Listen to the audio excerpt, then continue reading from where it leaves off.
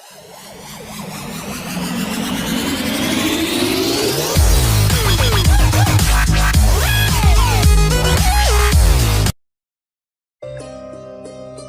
से जल्दी इस वीडियो को लाइक कीजिए और अभी तक मेरे चैनल को सब्सक्राइब नहीं किया तो इस रेड कलर के बटन को दबा के सब्सक्राइब कीजिए और इस घंटे को बजा दीजिए।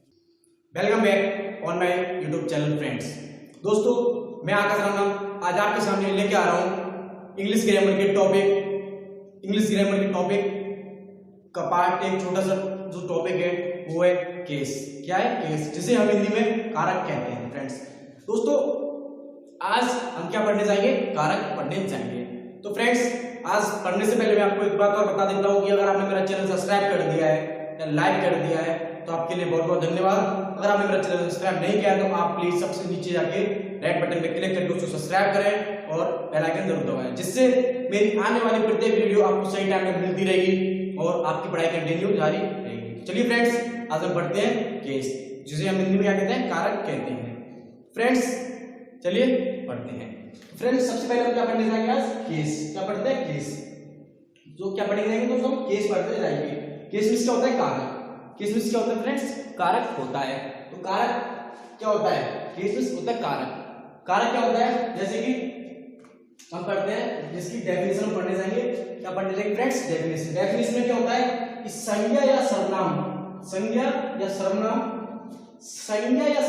का संबंध वाक्य के दूसरे शब्दों से दर्शाता है। जो कारक होता है वो क्या होता है? जो संज्ञा या सर्वनाम होती है, जो संज्ञा या सर्वनाम का संबंध किससे दर्शाता है? वाक्य में दूसरे शब्दों से दर्शाता है। किसमें दर्शाता है? वाक्य में दूसरे शब्दों से दर्शाता है। संज्ञा या सर्वनाम का संबंध वाक्य में जो दूसरे शब्दों से दर्शाता है उसे हम क्या कहते हैं? कारक कहते हैं। इंग्लिश में देखिए फ्रेंड्स, जैसे कि the case of a noun और pronoun shows its relation to the other words in the sentence. The case of a noun or a pronoun shows its relation to other words in a sentence. कि संज्ञा या सर्वनाम का संबंध वाक्य के दूसरे शब्दों से जो दर्शाता है उसे हम क्या कहते हैं फ्रेंड्स? उसे हम कहते हैं कारक। क्या कहते हैं? कारक। कि संज्ञा या सर्वनाम शब्दों का जो संबंध दूसरे वाक्य के दूसरे शब्दों से जो दर्शाता है उसे हम क्या कहते हैं? कारक कहते हैं। अब फ्रेंड्स, हिंदी में कारक कितने होते हैं? नॉर्मली हिंदी में 8 कारक होते हैं। कितने होते हैं? 8 कारक होते हैं। अब फ्रेंड्स, बात करते हैं इंग्लिश की। हिंदी में कितने होते हैं? 8 कारक होते हैं। अब हम बात करते हैं इंग्लिश की। किसकी? इंग्लिश की। इंग्लिश में मुख्यतः इंग्लिश में मेनली 3 पार्ट होते हैं। कारक के 3 पार्ट होते हैं। अब फ्रेंड्स, 3 पार्ट होते हैं। कौन कौन से? इंग्लिश में कितने पार्ट होते हैं? 3। और हिंदी में 8 कारक होते हैं। इंग्लिश में उनको मुख्यतः 3 भागों में बांटा गया है। 3 पार्ट होते हैं। तो चलिए फ्रेंड्स, हम पढ़ते हैं 3 पार्ट्स कौन कौन से होते हैं। सबसे पहले हम देखते हैं फ्रेंड्स, फर्स्ट होता है हमारा नॉमिनेटिव केस। नॉमिनेटिव केस क्या होता है? कर्ता कारक। कर्ता कारक होता है। वाक्य में कर्ता का संबंध किससे दिखा रहा है उसे हम कहते हैं नॉमिनेटिव केस। सेकंड देखते हैं friends, objective case. Objective case क्या होता है कि वाक्य में कर्ता कर्म, इट मींस ऑब्जेक्ट का संबंध जिसे दिखाता है उसे क्या कहते हैं? No objective case. थर्ड देखते हैं friends, possessive case. Possessive case संबंध कारक होता है। क्या होता है? संबंध कारक। दोस्तों, मैंने आपको एक बार फिर से बता देता हूं मैं आपको कि हिंदी में कारक 8 होते हैं और इंग्लिश में 3 होते हैं। क्या होते हैं? हिंदी में 8 और इंग्लिश में 3 कारक होते हैं। अब फ्रेंड्स, चलिए अब हम देखते हैं इनको एक एक करके अच्छी तरीके से पढ़ते हैं। चलिए पढ़ते हैं। तो चलिए फ्रेंड्स, अब हम पढ़ते हैं क्या? नॉमिनेटिव केस, जिसमें कर्ता कारक नॉमिनेटिव केस। तो फ्रेंड्स, नॉमिनेटिव केस क्या होता है? नॉमिनेटिव केस क्या होता है? तो चलिए देखते हैं कि व्हेन अ नाउन, जब अ नाउन एक संज्ञा और प्रोनाउन सर्वनाम is used as the subject, प्रयोग किए जाते हैं किसके रूप में? कर्ता के रूप में ऑफ अ वर्ब, क्रिया के। जब नाउन या प्रोनाउन कर्ता के जब नाउन या प्रोनाउन क्रिया के कर्ता के रूप में यूज किए जाते हैं, it is said to be in the nominative case. जब वो इन नॉमिनेटिव केस में कहलाने लायक होता है। इट मींस जब वह नॉमिनेटिव केस आप एक बार फिर से बताता हूं कि when a noun or a pronoun when a noun or a pronoun is used to be a subject, is used to be a subject of the verb, जब संज्ञा या सर्वनाम क्रिया के कर्ता के रूप में प्रयुक्त होता है उसे हम नॉमिनेटिव केस कहते हैं। क्या कहते हैं? नॉमिनेटिव केस कहते हैं। फॉर एग्जाम्पल के रूप में हम देखते हैं फ्रेंड्स, जैसे कि मोहन इज प्लेइंग, मोहन खेल रहा है, मोहन इज प्लेइंग, मोहन खेल रहा है। तो फ्रेंड्स ये क्या हो गई हमारी क्रिया, क्या होगी क्रिया, इट मींस अ वर्ब, क्या होगी वर्ब। अब जब नाउन और pronoun is used as the subject of a verb, जब नाउन या प्रोनाउन, तो मोहन क्या हो गया नाउन, मोहन क्या हो गया नाउन, क्या होगी वर्ब, क्या है सब्जेक्ट। जब नाउन या प्रोनाउन सब्जेक्ट के रूप में प्रयुक्त होता है क्रिया के, जब नाउन या प्रोनाउन क्रिया के सब्जेक्ट के रूप में प्रयुक्त होता है तब क्या होता है वो नॉमिनेटिव केस होता है। मोहन क्या हो गया इधर नाउन या प्रोनाउन, इज प्लेइंग, अब ये क्या हो गया मोहन इज प्लेइंग, मोहन खेल रहा है, तो मोहन इज प्लेइंग, तो ये सेंटेंस किसका हो गया नॉमिनेटिव केस हो गया, क्या हो गया नॉमिनेटिव केस हो गया। अब फ्रेंड्स सेकंड एग्जांपल देखते हैं, the child is laughing, the child is laughing, बच्चा हंस रहा है, बच्चा हंस रहा है। अब देखते हैं ये क्या हो गया वर्ब हो गई, ये क्या हो गया वर्ब हो गई। द चाइल्ड क्या हो गया सब्जेक्ट, क्या है वैसे नाउन, क्या है नाउन। अब द चाइल्ड इज लाफिंग, बच्चा खेल रहा है, तो क्रिया से पहले वर्ब क्रिया के रूप पहले क्या आ गया नाउन या प्रोनाउन। तो फ्रेंड्स क्या हो गया कि क्रिया के जब नाउन या प्रोनाउन क्रिया के कर्ता के रूप में प्रयुक्त होता है तब क्या होता है वो नॉमिनेटिव केस होता है, नॉमिनेटिव केस होता है।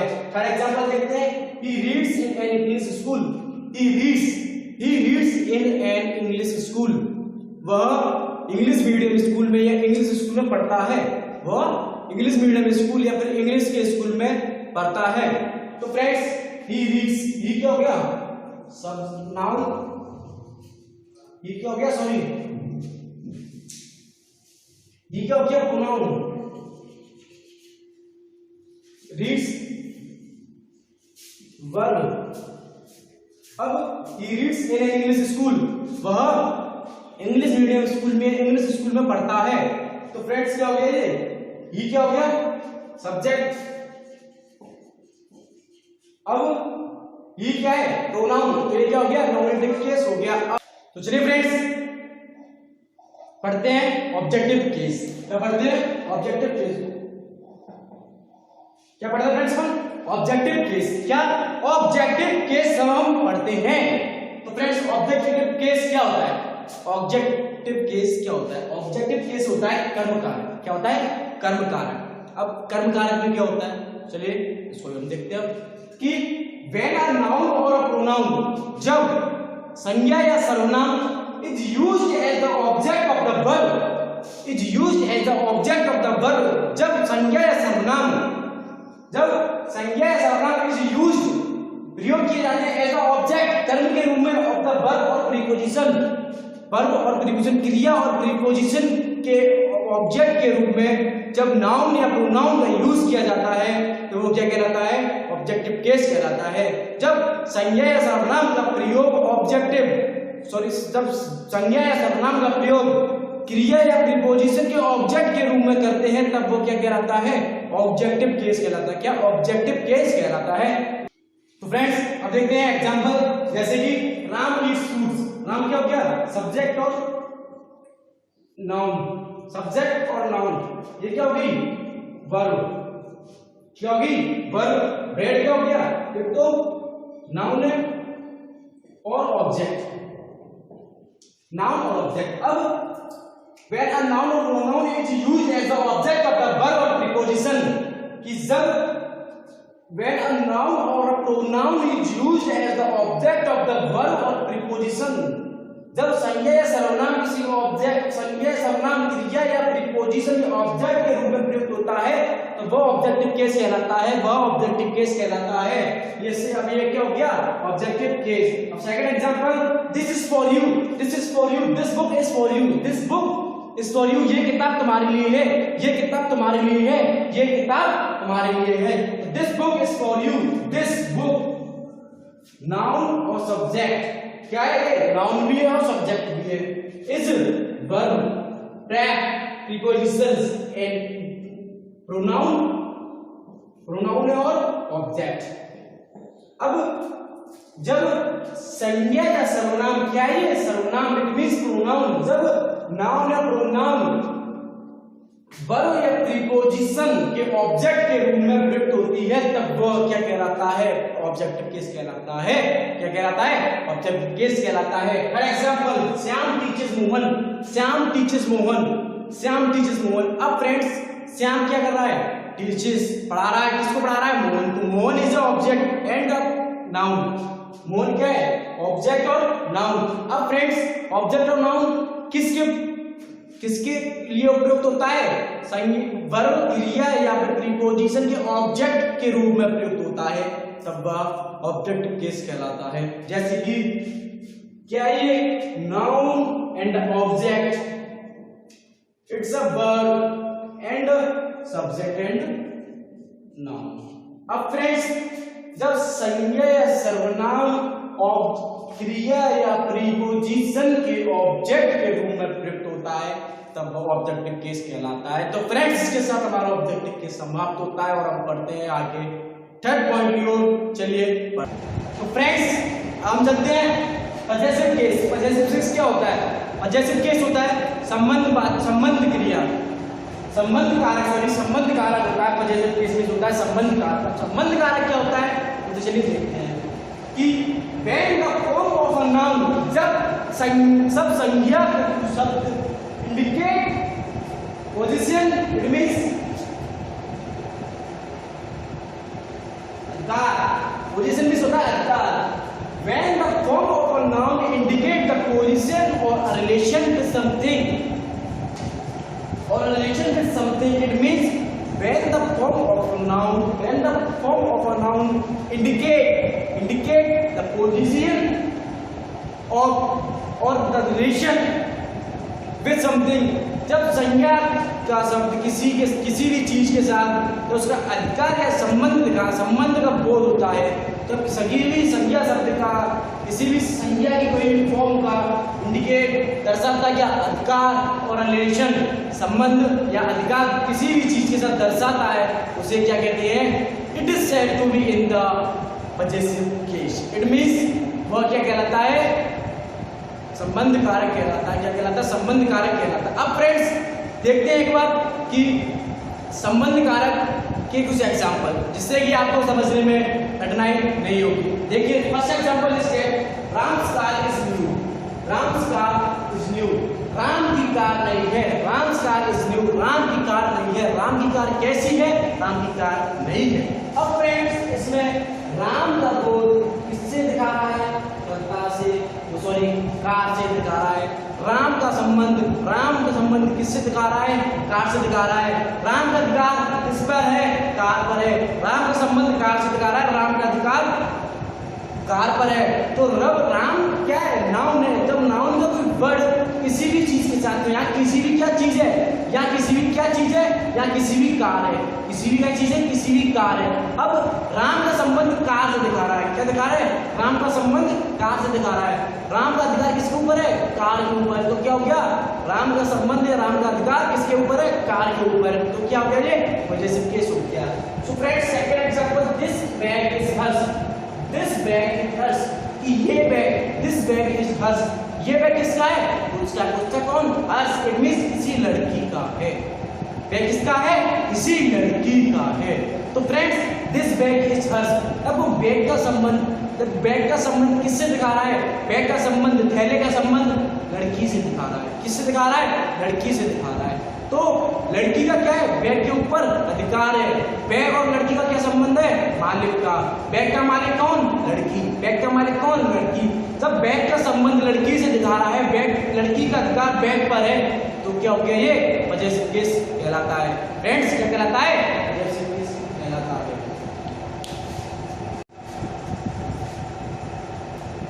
अब फ्रेंड्स देखते हैं फॉर एग्जांपल, जैसे कि Rekha is my sister, Rekha is my sister, कि रेखा किसकी सिस्टर है, मेरी सिस्टर है। Rekha is my sister, Rekha किसकी सिस्टर है, मेरी सिस्टर है। तब रेखा का संबंध किससे दिखा रहा है, रेखा का संबंध किससे दिखा रहा है, सिस्टर से दिखा रहा है। कि रेखा कौन है, सिस्टर की बहन है। रेखा की बहन कौन है, सिस्टर।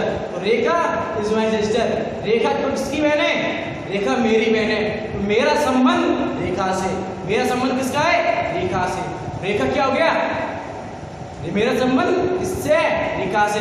मेरा क्या है, रेखा पे अधिकार है, क्यों, मैं उसका भाई हूँ, मैं उसका भाई हूँ। या फिर इट मींस अगर कोई किसी और है तो वह इसकी सिस्टर है। तो रेखा का संबंध किससे है, मैं से। मेरा संबंध रेखा से, रेखा का संबंध मुझसे। अब संबंध को दर्शा कौन रहा है, Rekha is my sister, Rekha is my sister. Rekha का संबंध किससे है, मुझसे है। क्या संबंध है, वो मेरी बहन है। क्या संबंध है, वो मेरी बहन है। तो फ्रेंड्स इसके साथ हमारा पजेसिव केस समाप्त होता है। और इसका भी मैं आपको एक चार्ट दिखाता हूं, जिससे कि आपको समझने में ज्यादा कठिनाई नहीं होगी। चलिए देखते हैं चार्ट। अब फ्रेंड्स देखते हैं, आपको समझाता हूँ चार्ट के थ्रू। चलिए देखते हैं। तो फ्रेंड्स नॉमिनेटिव केस कौन कौन से होते हैं, फ्रेंड्स नॉमिनेटिव केस कौन कौन से होते हैं। नॉमिनेटिव मींस कर्ता कारक, नॉमिनेटिव मींस कर्ता कारक।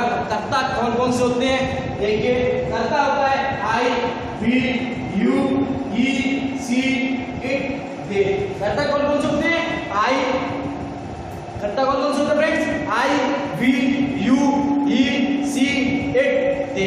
अब इनका इनमें क्या होता है फ्रेंड्स, पजेसिव केस होता है। एक तो होता है, आपको भी बताया था मैंने कि कारक के कितने पार्ट होते हैं, 3 पार्ट होते हैं।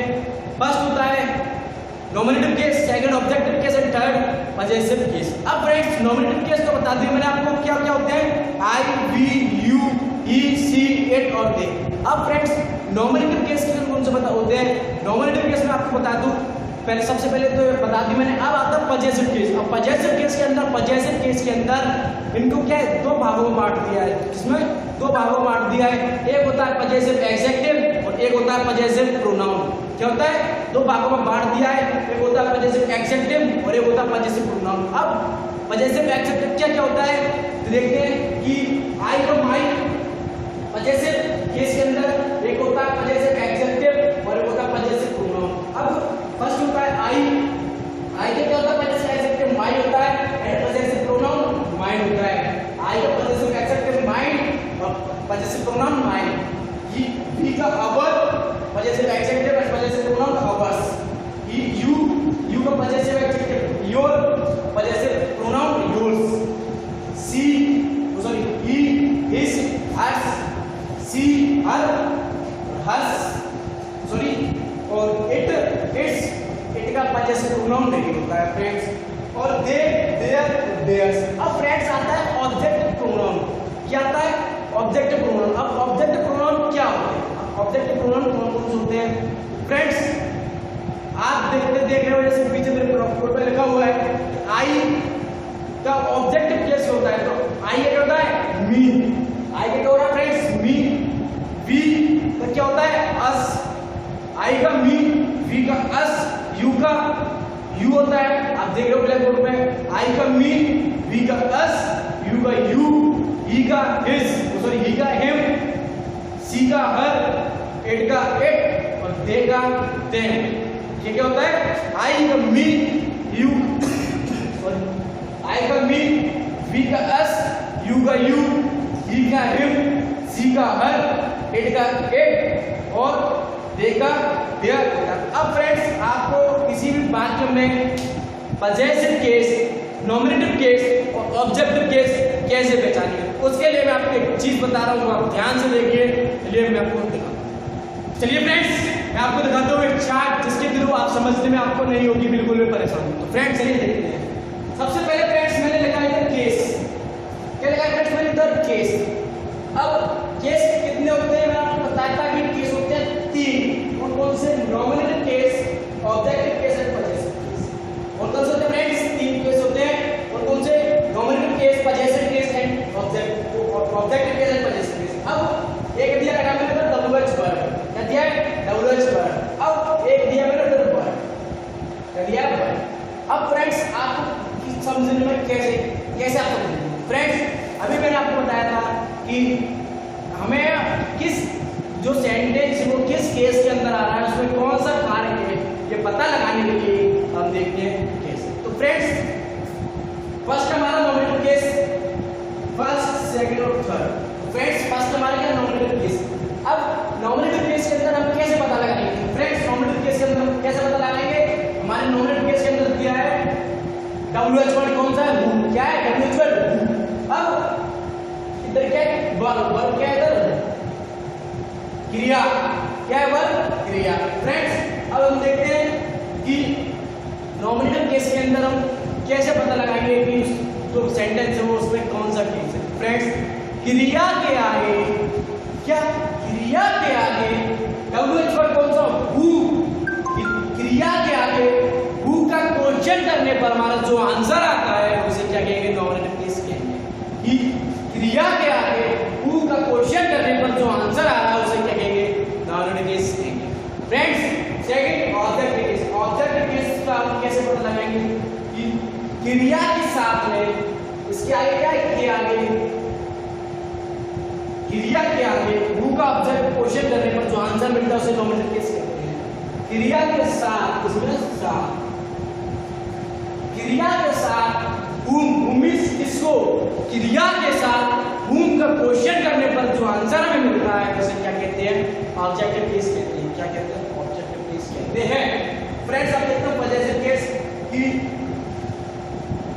नाउन के साथ में whose किसका?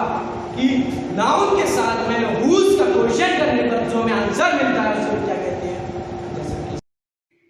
तो फ्रेंड्स इसी के साथ मेरे इस YouTube चैनल पर बने रहने के लिए आपका बहुत बहुत धन्यवाद। और फ्रेंड्स इसके साथ हमारे यहाँ से नॉमिनेटिव केस समाप्त भी होता है और आप मेरे साथ इसी मेरे YouTube चैनल पर आप बने रहिए। मैं आपको देता रहूंगा एक से एक बड़े वीडियो। और फ्रेंड्स अगर आपको वीडियो अच्छी लगी हो तो आप उसको प्लीज लाइक करें, शेयर करें और सब्सक्राइब का बटन जरूर दबाएं और बेल आइकन दबाना ना भूलें, जिससे अगर आपने मेरी वीडियो पर बेल आइकन जरूर दबा दे तो आपको मेरे यहाँ आने वाले वीडियो का नोटिफिकेशन आपको मिलता रहेगा। और इसी के साथ आपको मुझे चाहिए आपका यही साथ। और इसी प्रकार आप मेरे साथ मेरे वीडियो पर बने रहे मैं आपको वीडियो। तो फ्रेंड्स चलते मिलते हैं अगली वीडियो में। Good bye.